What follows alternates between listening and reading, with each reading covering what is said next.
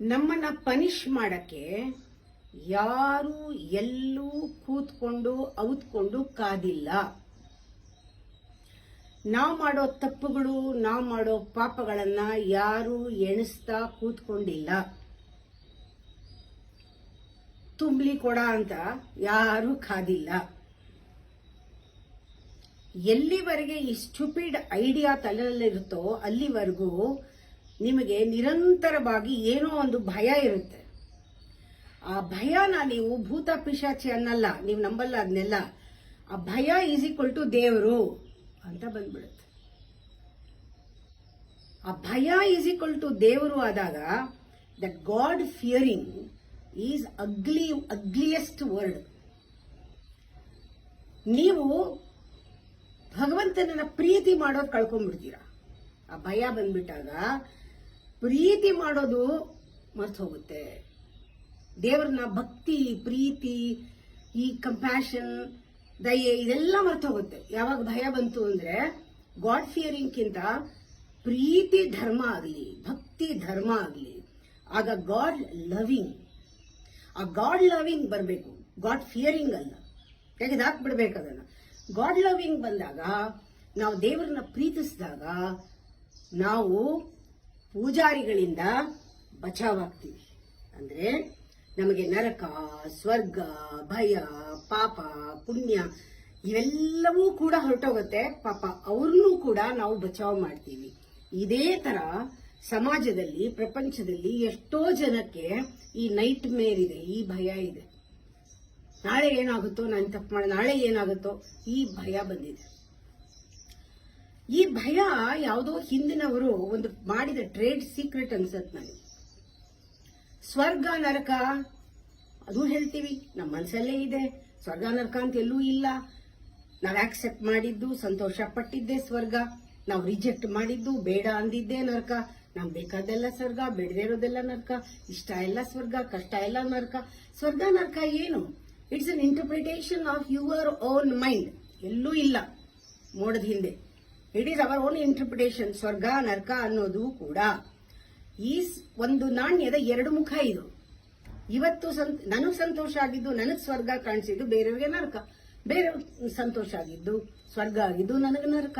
ಈ ಕ್ಷಣದಲ್ಲಿ ಸ್ವರ್ಗ ಕೊಟ್ಟಿದ್ದು, ನೆಕ್ಸ್ಟ್ ಮೊಮೆಂಟ್ ನರಕ. ಇದನ್ನೆಲ್ಲ ನಾವು ನೆಚ್ಕೊಳಕ್ಕಾಗಲ್ಲ. ಇದು ಒಂದು ನಾಣ್ಯದ ಎರಡು ಮುಖ. ಇದರ ಬದಲು ಸ್ವರ್ಗ ನರಕ ಅನ್ನೋ ಬದಲು ವಿ ಶುಡ್ ಸೇ, ಸ್ವರ್ಗ ನರಕ ಅನ್ನೋ ಬದಲು ಗ್ರೀಡ್ ಅಂಡ್ ಫಿಯರ್ ಅಂತ ಹೇಳ್ಬೋದು, ಭಾವ ಭಯ ಅಂತ ಹೇಳ್ಬೋದು. ಇದು ಎರಡೂ ಒಂದೇ ಮುಖ. ಯಾರಿಗೆ ಭಾವ ಭಯ ಇಲ್ಲವೋ, ಯಾರಿಗೆ ಕಾಮಕ್ರೋಧಾದಿಗಳ ಇಲ್ಲವೋ ನಮ್ಮಲ್ಲಿ, ಆಗ ಸ್ವರ್ಗ ನರಕದ ಭಯ ಇಲ್ವೋ ಅವನ್ನ ಯಾರೂ ಮ್ಯಾನಿಪುಲೇಟ್ ಮಾಡಕ್ಕಾಗಲ್ಲ. ಯಾರೂ ಅವ್ರನ್ನ ಎಕ್ಸ್ಪ್ಲಾಯ್ಟ್ ಮಾಡಕ್ಕಾಗಲ್ಲ, ಧರ್ಮೋಸ ಮಾಡಕ್ಕಾಗಲ್ಲ ಅಂತ ಅವ್ರನ್ನ. ಇವಾಗ ನೋಡಿ, ಸಮಾಜಕ್ಕೆ ಈ ಭಯ, ನರಕದ ಭಯ ಅಥವಾ ಪಾಪದ ಭಯ, ಸ್ವರ್ಗ ಇದೆಲ್ಲ ಸಮಾಜಕ್ಕೆ ಸಹಾಯ ಮಾಡ್ತಾ ಇಲ್ಲ.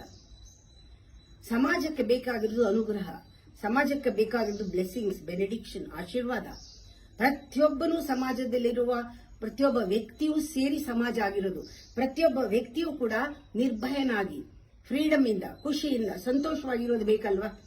ಎಲ್ಲರೂ ಸಂತೋಷವಾಗಿದೆ. We can create joyous heavenly atmosphere on this planet. ಅದು ಬರ್ಬೇಕಲ್ವಾ?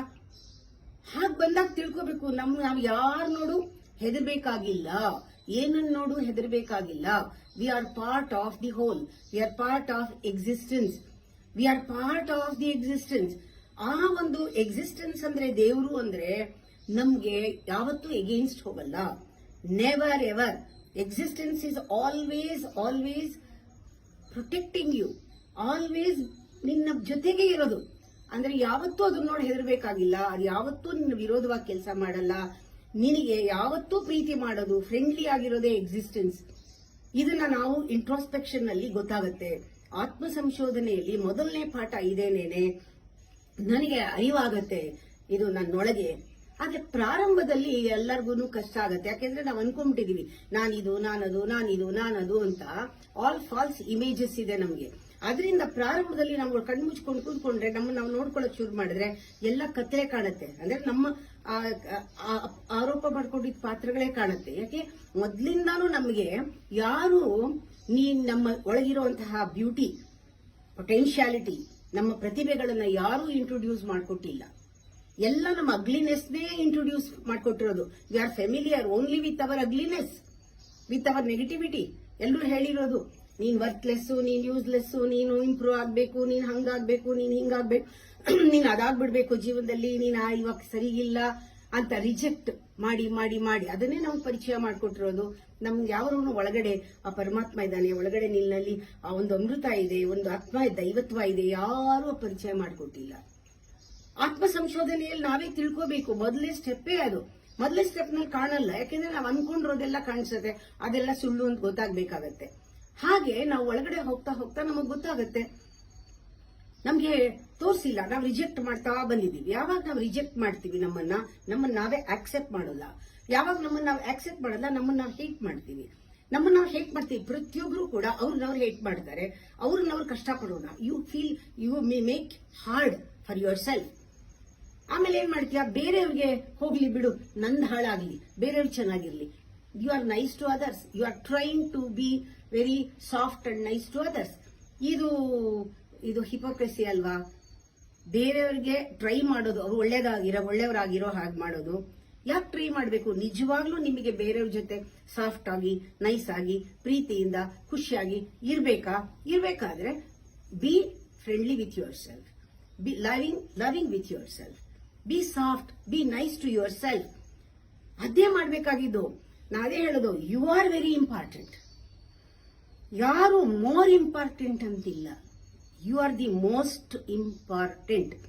You are your own centre. ನೀನು ಸತ್ಯ, ನೀನು ಧರ್ಮದ ಮೂಲ, ನೀನು ಕೇಂದ್ರ, ನೀನು ಬ್ರಹ್ಮ, ನೀನು ದೇವರು. ನೀ ಸೆಂಟರ್ನಲ್ಲಿ ನೀನು ಮೂಲತಃ ನೀನು ಸತ್ಯ. ನಿನ್ನ ಸುತ್ತಲೂ ಕೂಡ ಪ್ರಪಂಚ ಇದೆ. Everything will meet within you. That same point where everything comes there. That's a meeting point of the whole existence ನಿನ್ನೊಳಗಿದೆ. ಅದನ್ನ ನೀನ್ ಪಡ್ಕೊಳ್ಬೇಕು. ಆಗ ನಿಂಗೆ ಗೊತ್ತಾಗತ್ತೆ ನಿನ್ ಇಂಪಾರ್ಟೆನ್ಸ್ ಏನು, ಆವಾಗ ಬೇರೆಯವ್ರ ಇಂಪಾರ್ಟೆನ್ಸ್ ಏನು ಅಂತ, ನಿನ್ ಸಿಗ್ನಿಫಿಕೆನ್ಸ್ ಏನು, ಬೇರೆಯವ್ರ ಸಿಗ್ನಿಫಿಕೆನ್ಸ್ ಏನು ಅಂತ ಗೊತ್ತಾಗತ್ತೆ. ಇದಕ್ಕೆ ನೀನು ಟ್ರೈ ಮಾಡಬೇಕಾಗಿಲ್ಲ, ಡಿಸೈಡ್ ಮಾಡ್ಕೋಬೇಕಾಗಿಲ್ಲ.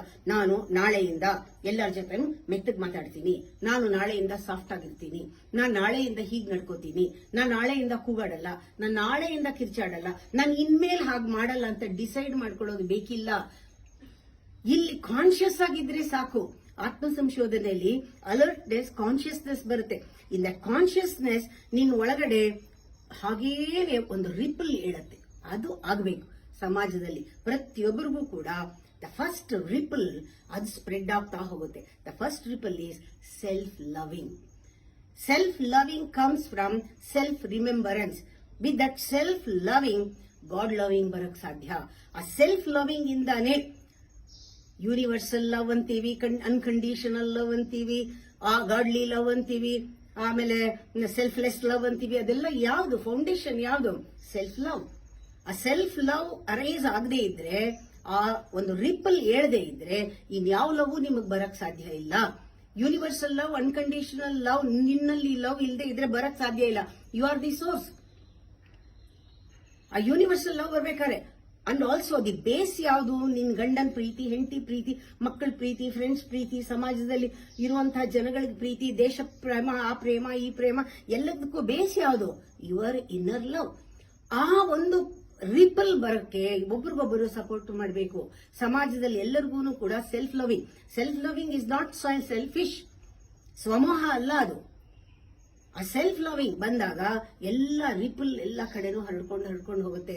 ಅವಾಗ ನಾವು ಎಲ್ಲರನ್ನೂ ಇನ್ಕ್ಲೂಡ್ ಮಾಡ್ಕೊಳ್ತೀವಿ, ಪ್ರೀತಿ ಮಾಡ್ತೀವಿ, ನಾವು ಎಲ್ಲರನ್ನೂ ನಮ್ಮ ಜೊತೆಗೆ ತಗೊಳ್ತೀವಿ, ಎಲ್ಲರೂ ಒಂದಾಗ್ತಾರೆ, ನಾವು ಒಂದು ಪಾಯಿಂಟ್ ಆಗ್ತೀವಿ, ಎಲ್ಲರೂ ಬಂದು ನಮ್ಮಲ್ಲಿ ಸೇರ್ಕೊಳ್ಳೋ ಹಾಗೆ ಒಂದು ಆಕರ್ಷಣಾ ಶಕ್ತಿ ಉಂಟಾಗುತ್ತೆ ನಮ್ಮಲ್ಲಿ. ನಾವು ಯಾರನ್ನೂ ಏನೂ ಎಕ್ಸ್ಪೆಕ್ಟ್ ಮಾಡಲ್ಲ. ಇದೆಲ್ಲ ಆಟೋಮ್ಯಾಟಿಕ್ ಆಗುತ್ತೆ. ಡಿಸೈಡ್ ಮಾಡಿ ನಾಳೆ ಡಿಸೈಡ್ ಮಾಡೋದಲ್ಲ. ಅಥವಾ ತನ್ನ ಕೈಲಿ ಆಗಲ್ಲ, ನಾನು ಇರೋದೇ ಹೀಗೆ ಅಂತ ಬಿಡೋದು ಅಲ್ಲ. ನಾನು ಇರೋದೇ ಹೀಗೆ, ನಾನು ಹೀಗೆ ಪ್ರೀತಿ ಮಾಡಕ್ ಆಗಲ್ಲ ಅಂತ ಬಿಡೋದೂ ಇಲ್ಲ. ಯಾಕೆಂದ್ರೆ ನಿನ್ನನ್ನು ರಿಜೆಕ್ಟ್ ಮಾಡಿರ್ತೀಯ ಒಳಗಡೆ. ಇದು ಸೀಕ್ರೆಟ್, ಇದು ಯಾರಿಗೂ ಗೊತ್ತಾಗೋದೇ ಇಲ್ಲ. ಯಾರು ಕಾನ್ಶಿಯಸ್ ಆಗಿರ್ತಾರೋ ಅವ್ರಿಗೆ ಗೊತ್ತು ಒಳಗಡೆ ಡಿವಿನಿಟಿ ಇದೆ, ಒಳಗಡೆ ದೇವರಿದೆ ಅಂತ. ಅವ್ರಿಗೆ ಯಾರು ಪ್ರೂವ್ ಮಾಡ್ಬೇಕಾಗಿಲ್ಲ, ಅವ್ರು ಆಟೋಮ್ಯಾಟಿಕ್ ಆಗಿ ಎಲ್ಲಾರನ್ನೂ ಪ್ರೀತಿ ಮಾಡ್ತಾರೆ. ಕ್ಷಣ ಮರ್ತಿದ್ದ ಕ್ಷಣ ನಾವು ಬೇರೆಯವ್ರಲ್ಲಿ ನಾವು ನಾಟಕ ಮಾಡಬೇಕಾಗುತ್ತೆ ಹಿಪೋಕ್ರಸಿಯಿಂದ. ಅದರಿಂದ ತಿಳ್ಕೊಳ್ಳಿ, be conscious. The moment you are conscious, you know that you are God. That godliness will create heaven around you.